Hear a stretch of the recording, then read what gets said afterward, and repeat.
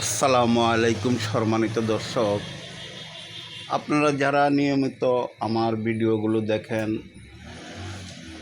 বা যারা আমার সাথে অ্যাড আছে তারা অবশ্যই আমার ভিডিওগুলো দেখেন। আমি প্রত্যেকটা ভিডিওতে বলছি আমাদের আগামী দিনগুলো আমাদের জন্য অন্ধকার আসে, কিন্তু হয়তো অনেকে বিশ্বাস করেন, অনেকে বিশ্বাস করেন না, অনেকে দেখেন, অনেকে দেখেন না। সমস্যা হলো শুধু এই জায়গায়।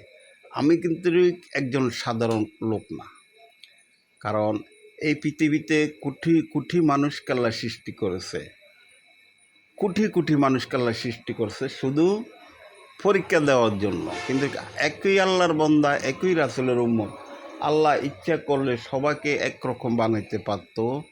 আল্লাহ ইচ্ছা করলে সবাইকে এক রকমের সুন্দর বানাইতে পারতো, বা এক রকমের কালা বানাইতে পারতো, বা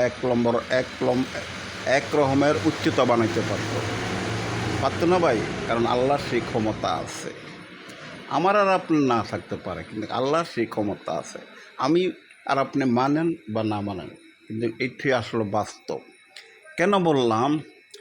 আল্লাহ পাক পৃথিবীতে নবী অলিদেরকেও আল্লাহ পাক বিভিন্ন বাজে পরীক্ষা করার জন্য তাদেরকে অনেক কষ্ট যন্ত্রণা দুনিয়াতে দিয়েছে।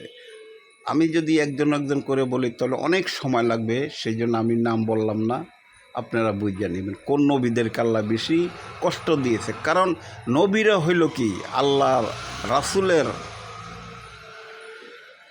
আল্লাহ ও রাসূলকে সৃষ্টি না করলে দুনিয়াতে কিছুই সৃষ্টি হইতো না। নবীরা হইল আল্লাহর পয়গম্বর, আল্লাহর বন্ধু। তো তাদেরকে যদি আল্লাহ দুনিয়াতে এত কষ্ট দিতে পারে, তাহলে আমি তো হইলাম মাত্র আল্লাহর একজন না খান্দা বন্দা, তাহলে আমাকে কষ্ট দেওয়াটা একটা ব্যাপার মনে করি না। কিন্তু এর ভিতরে কথা হইল আল্লাহ পাক পরীক্ষার জন্য বিভিন্ন কায়দা মানুষকে কষ্ট দেয়।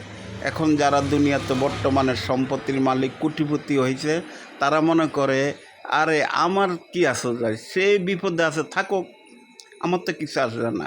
কারণ সে গুনাহ করছে, অন্যায় করছে, অপরাধ করছে, সেই জন্য আল্লাহ তাকে বিপদে পালিয়ে দিয়েছে। না ভাই, গুনার কারণে যদি আল্লাহ দুনিয়াতে কারোর শাস্তি দিত, অপরাধের কারণে যদি আল্লাহ কাউকে দুনিয়াতে শাস্তি দিত, তাহলে সবার আগে দিত ফেরাউন, নমরুদ, আবু জাহেলকে। কারণ তাদের চেয়ে বড় অপরাধকারী পৃথিবীতে কেউ নাই। কিন্তু আপনারা ভুল বুঝছেন না ভাই, দয়া করে কেউ ভুল বুঝছেন না। কারণ আল্লাহ সৃষ্টি করছে শুধু আমাকে পরীক্ষা করার জন্য। কারণ আপনি ধনী হইলে কি করেন গরিবের সাথে, আপনি সুস্থ হইলে এলাকা মানুষের সাথে কি করেন, আপনি টাকা পয়সা ধন সম্পত্তি হইলে আপনি কি করেন, বিভিন্ন কায়দা আল্লাহ পরীক্ষা করব। কিন্তু এই পরীক্ষা যারা ভালো রেজাল্ট করবে তাদেরকে আল্লাহ কঠিন কাল হাসরের মাঠে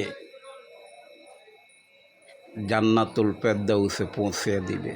কিন্তু দুনিয়ার কষ্ট দেখছেন, দুনিয়ার যন্ত্রণা দেখছেন, কিন্তু জাহান্নামের কষ্ট, জাহান্নামের যন্ত্রণা কেউ কোনো দিন দেখে না।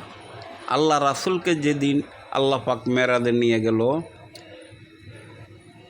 যাওয়ার পরে জান্নাত জাহান্নাম সব কিছু জিব্রাহিমের মাধ্যমে আল্লাহ পাক ঘুরিয়া ঘুরিয়া সব কিছু দেখাইছে।